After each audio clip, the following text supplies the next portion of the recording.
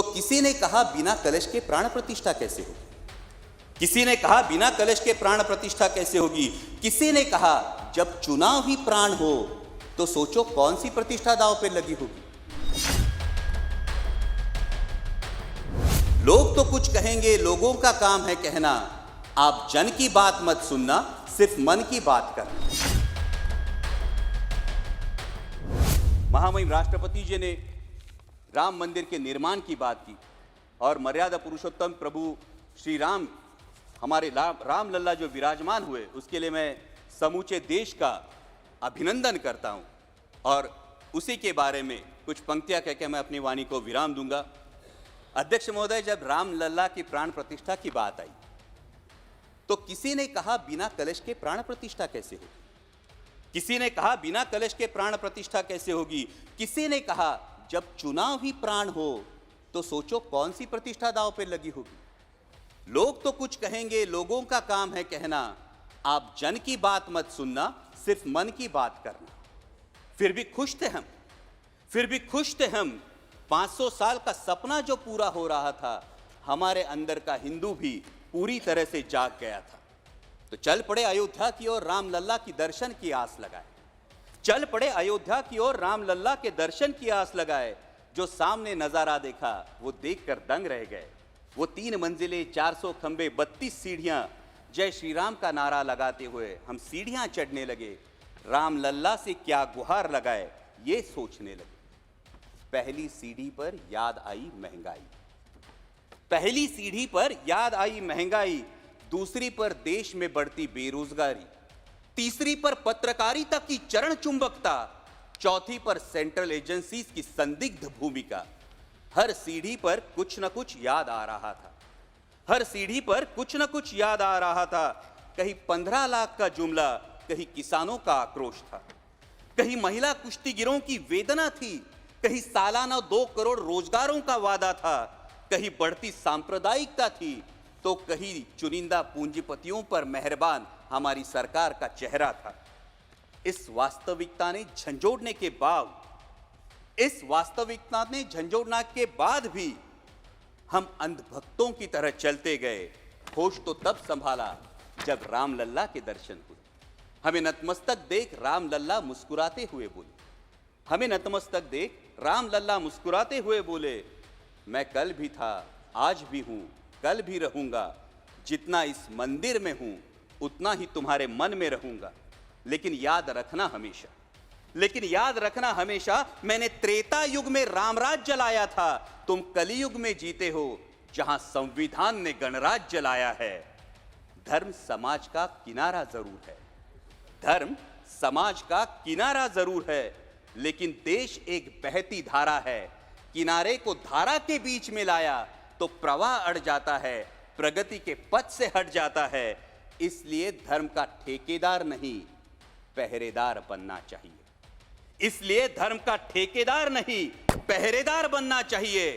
तुम रहो न रहो, वो रहे न रहे, ये देश रहना चाहिए, देश का संविधान रहना चाहिए, देश का लोकतंत्र रहना चाहिए, ये देश रहना चाहिए।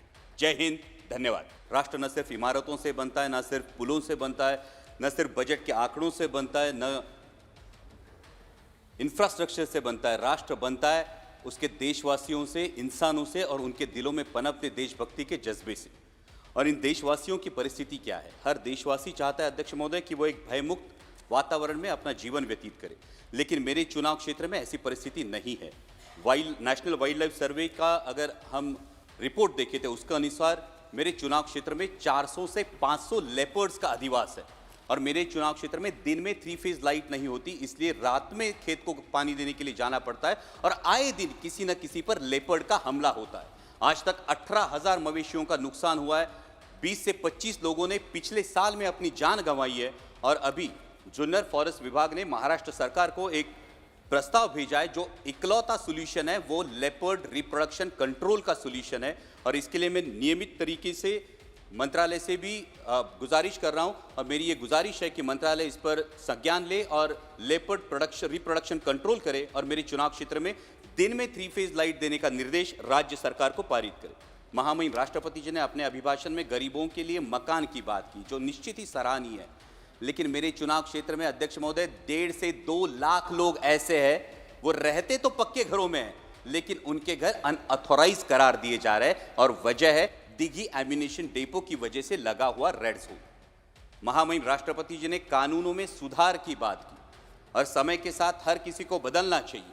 लेकिन रेड जोन की अगर हम बात करें तो जो कानून फॉलो हो रहा है वो 1903 का अंग्रेजों के जमाने का इंडियन डिफेंस एक्ट फॉलो हो रहा है, जिसके तहत रेड जोन की मर्यादा 2000 यार्ड सुनिश्चित की गई है।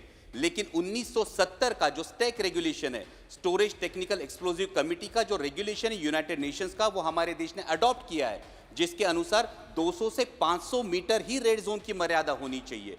तो जब हम कानूनों के सुधार की बात करते हैं तो मेरी सरकार से ये गुजारिश है कि जो कानून हमने अडॉप्ट किया है उस पर अमल किया जाए, और 500 मीटर के आगे ये रेड जोन की मर्यादा से देशवासियों को राहत दी जाए।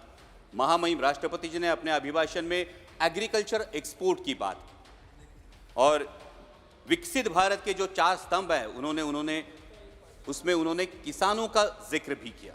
लेकिन वास्तविकता यह है अध्यक्ष महोदय, पिछले 35-40 दिनों से अनियन के एक्सपोर्ट पर पाबंदी लग चुकी है, और अनियन एक्सपोर्ट पर पाबंदी लगने की वजह से, प्याज के निर्यात पर पाबंदी लगने की वजह से मेरे महाराष्ट्र के प्याज उत्पादक किसानों का 2000 करोड़ रुपयों का नुकसान हुआ है।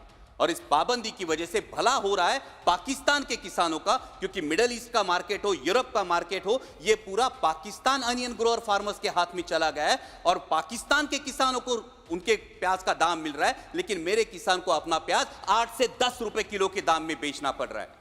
हमने सरकार से सुना था कि पाकिस्तान की कमर तोड़ देंगे, ये तो इस निर्णय की वजह से पाकिस्तान के किसानों को भला हो रहा है, कमर मेरे किसानों की टूट रही है। यहां पे महामहिम राष्ट्रपति जी ने किसानों की आय दुगनी होने की बात की। अध्यक्ष महोदय, मैं कुछ आंकड़े बताना चाहता हूं कि 2013 में डीएपी की एक बैग थी, उसकी कीमत थी 560 रुपए। 2024 में डीएपी की बैग की कीमत है 1100 रुपए। जो लागत की मजदूरी थी प्याज के लिए, उसकी कीमत थी 5000 रुपए, आज लागत की मजदूरी जाती है 11000 रुपए। आज 2013 में प्याज बिक रहा था 20 रुपए किलो में, आज प्याज बिक रहा है 8 से 10 रुपए किलो में। 2013 में सोयाबीन बिक रहा था 6000 रुपए क्विंटल के दरों में, आज सोयाबीन बिक रहा है 4500 रुपए क्विंटल के दरों में। तो किसान की आय दुगनी हुई या 2 गुने से ज्यादा घट गई है? जब हम विकसित भारत का एक स्तंभ किसानों को मानते हैं, तो ये मैं कहना चाहूंगा कि जब विकसित भारत की यात्रा होती है, दिल्ली में ठंड बहुत है, किसी को बताना नहीं पड़ता, ठंड बहुत है, हम महसूस करते हैं ठंड बहुत है। तो जब विकसित भारत है तो ये बताना क्यों पड़ता है, मेरा किसान ये महसूस क्यों नहीं कर पाता कि ये विकसित भारत है, मेरी आय दुगनी हुई है? और ये मेरी दरख्वास्त है कि किसानों के बारे में गंभीरतापूर्वक ये विचार किया जाए, क्योंकि अगर उगाने वाला उगाएगा नहीं तो खाने वाला खाएगा क्या, ये सवाल बनता है।